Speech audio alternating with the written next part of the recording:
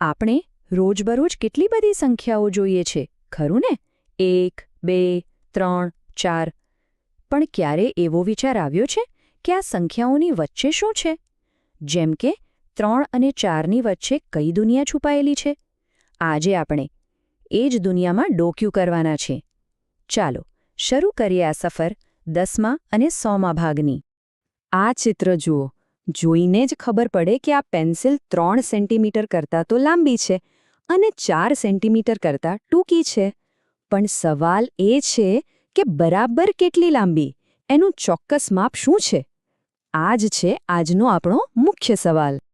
તો પછી સવાલ એ જ છે કે આ બે નિશાન વચ્ચે એવું તો શું છે જે આપણને ચોક્કસ જવાબ આપી શકે? ચાલો શોધી કાઢીએ. આ સવાલનો જવાબ બીજે ક્યાંય નહીં પણ આપણી ફૂટપટ્ટી પર જ છુપાયેલો છે, એના એ નાના નાના કાપાઓમાં. ચાલો સૌથી પહેલાં સમજીએ આ 10મા ભાગની વાત. જરા કોઈ પણ ફૂટપટ્ટીને ધ્યાનથી જુઓ તો દરેક સેન્ટીમીટરની વચ્ચે 10 નાના સરખા ભાગ કરેલા દેખાશે. આ દરેક નાનકડા ભાગને આપણે એક નામ આપ્યું છે, એ છે મિલીમીટર. ટૂંકમાં કહીએ તો મિલીમીટર એ બીજું કંઈ નહીં પણ સેન્ટીમીટરનો 10મો ભાગ છે, 10 સરખા ટુકડાઓમાંથી એક ટુકડું. અને ગણિતની ભાષામાં આપણે એને આ રીતે લખીએ છીએ: 1 મિલીમીટર બરાબર 1/10 સેન્ટીમીટર. સાવ સહેલું છે ખરું ને? પણ આને લખવાની એક બીજી ખૂબ જ મજેદાર રીત છે, એ છે દશાંશ પદ્ધતિ. આ એક દશાંશની આપણે લખીએ છીએ 0.1. આ પોઈન્ટ, આ નાનકડું ટપકું, એ જ તો ખરી મજા છે. એ જ આપણને સંખ્યાના ભાગ વિશે જણાવે છે. સારું, તો 10મા ભાગની વાત તો સમજાઈ ગઈ, પણ શું આવું બીજે ક્યાંય થાય છે? હા, બિલકુલ. અને એ એવી જગ્યા છે જેનો ઉપયોગ આપણે લગભગ રોજ કરીએ છીએ, આપણું પાકીટ.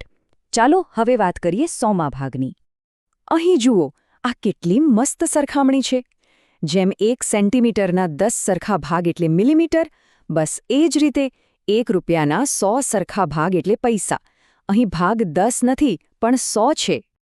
એનો મતલબ એ થયો કે દરેક પૈસો એ આખા રૂપિયાનો 100મો ભાગ છે. 100 સરખા ભાગમાંથી ફક્ત 1.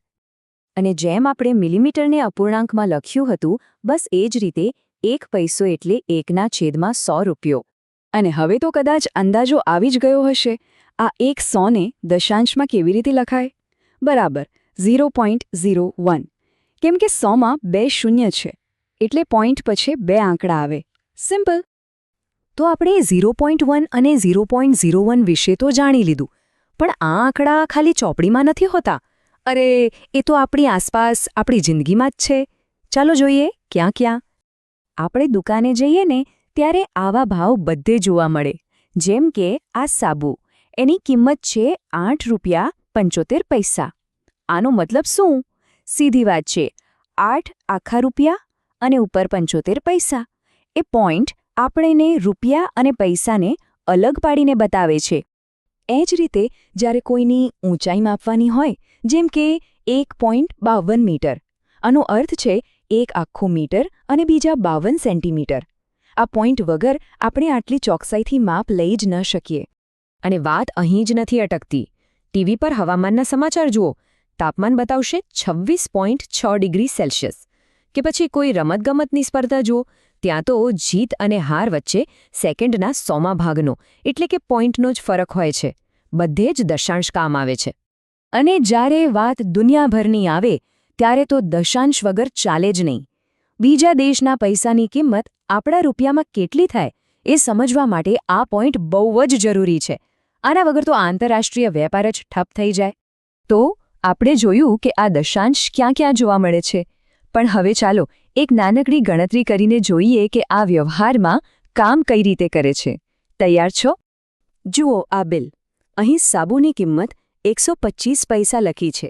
હવે આપણને ખબર છે કે 100 પૈસા એટલે 1 રૂપિયો.